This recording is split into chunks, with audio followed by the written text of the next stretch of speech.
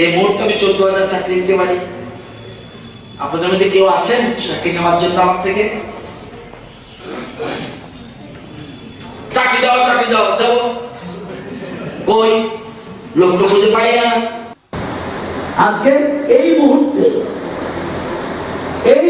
12,000 শিক্ষক নিতে পারি আমি চাকরি দিই। এই মুহূর্তে এই মাসে 12,000 শিক্ষক নিতে পারবো। কোথায় লোক? কোথায় লোক পাচ্ছি না। সালটা 2018। ক্ষমতার আসনে সদ্য বসা বিজেপি জোট সরকারের শিক্ষামন্ত্রী রতনলাল নাথ তখন একের পর এক সরকারি ও দলীয় সভায় বুক চাপড়ে ঘোষণা করতেন চাইলে নাকি তক্ষুনি 14,000 শিক্ষক নিয়োগ করতে পারেন। কিন্তু সমস্যা একটাই, যোগ্য লোক নেই, তাই নাকি নিয়োগ সম্ভব নয়।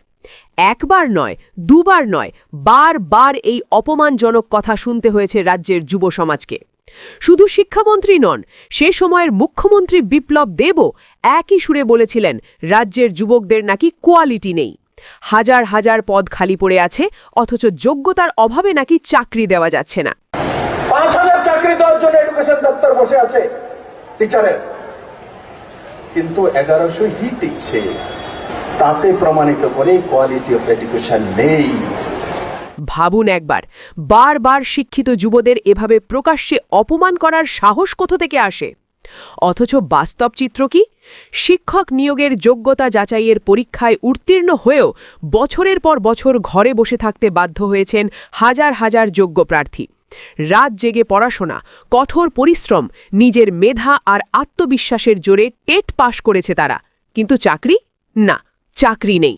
স্কুলে শিক্ষক নেই, হাজার হাজার শূন্য পদ পড়ে আছে, ক্লাসরুম ফাঁকা, ছাত্রছাত্রীরা শিক্ষক শূন্যতায় ভুগছে, তবুও নিয়োগ নেই। এবার প্রশ্ন উঠবেই, নিয়োগে এখন বাধা কোথায়? 2018 সালেই তো 14,000 পদ খালি ছিল, তারপর কেটে গেল আরও 8টি দীর্ঘ বছর।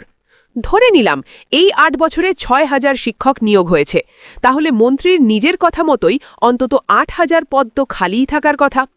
এর সঙ্গে এই 8 বছরে অন্তত 20,000 শিক্ষক অবসর নিয়েছেন, তার মানে দাঁড়াচ্ছে আজ শুধুমাত্র শিক্ষক পদেই প্রায় 30,000 শূন্য পদ থাকার কথা। তাহলে প্রশ্ন, টেট পাশ করা মাত্র 2.5 থেকে 3,000 যোগ্য প্রার্থীকে কেন নিয়োগ দিতে পারছে না এই সরকার? কোথায় সমস্যা? টেট পাশ করেও বছরের পর বছর অপেক্ষা করতে করতে কারো বয়স আজ 40-এর দোরগোড়ায়, কারো 40 পেরিয়ে গেছে। চোখে কত কত স্বপ্ন ছিল, আজ সেখানে দুশ্চিন্তার ছাপ, পরিবারের চাপ, আর্থিক অনিশ্চয়তা, সমাজের প্রশ্ন, এই বোঝা বইতে বইতে তারা আজ মানসিকভাবে বিপর্যস্ত। আমি একজন সদ্য 1.5 মাস হয়েছে ওভারএজ হয়েছি। গতকালকে থেকে ফর্ম ফিল আপ চলছে, কিন্তু আমি ফর্ম ফিল আপ করতে পারিনি, পোর্টালে আমাদেরকে সাপোর্ট করছে না। তো এখন কার কাছে যাব, কি করব, কোনো রাস্তা পাচ্ছি না। দুর্ভাগ্যবশত আমি একজন টেট 2 কোয়ালিফাইড ওভারএজ ক্যান্ডিডেট।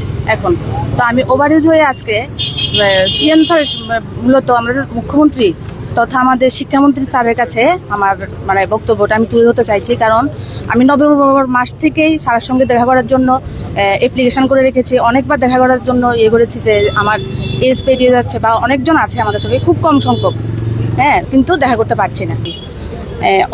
অনেক বছর পর টেট পরীক্ষা হয়, তারপর এর মধ্যে আমি একজন হাউসওয়াইফের অনেক দায়িত্ব থাকে। তো আমার সন্তানকে আমি বড় করে পড়াশোনা করিয়ে, আমার সন্তান 12 পাস করেছে, তখন আমি টেট কোয়ালিফাইড করছি। কতটুকু পরিশ্রম করলে আমি এই পরীক্ষাটা উত্তীর্ণ হয়েছি। কার খামখেয়ালিপনায় আজ মেধাবী যুবকদের জীবন অনিশ্চয়তার অন্ধকারে ঠেলে দেওয়া হয়েছে? জবাব দেবেন কি বর্তমান মুখ্যমন্ত্রী? একসময় বাম আমলে বছরে 2 বার টেট পরীক্ষা হতো। টেট পাশ মানেই ছিল চাকরির নিশ্চয়তা, একটা মর্যাদাপূর্ণ ভবিষ্যতের আশা। আর আজ টেট পরীক্ষা নেওয়াই হয় না বললেই চলে। মাঝে মধ্যে যদি বা নেওয়া হয়, তবুও চাকরির কোনো নিশ্চয়তা নেই। এ কেমন শাসন, এ কেমন প্রতারণা! আর যখন এই বঞ্চিত যুবক যুবতীরা ন্যায্য দাবি নিয়ে রাস্তায় নামেন, তখন তাদের দিকে ছুড়ে দেওয়া হয় পুলিশের লাঠি। চাকরি চাইতে গেলে জোর করে তুলে নিয়ে যায় বিজেপি সরকারের পুলিশ।